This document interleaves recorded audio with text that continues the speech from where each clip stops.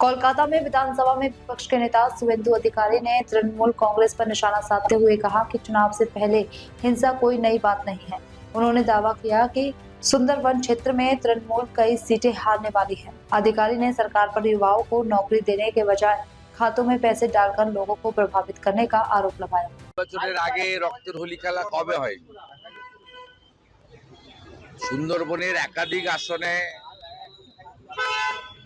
তৃণমূল কংগ্রেস এবারে হারবে এবং গত 2 মাস ধরে সাগর, কাকদ্বীপ, পাথর প্রতিমা, রায়দিঘি সহ মথুরাপুর সহ ভারতীয় জনতা পার্টির কর্মসূচিতে যেভাবে মানুষ আসছে, আমি নিজেও গত 2 মাসের মধ্যে আমাদের কুলপি, মন্দিরবাজার, কাকদ্বীপ এবং সাগরে একাধিক কর্মসূচি করেছি।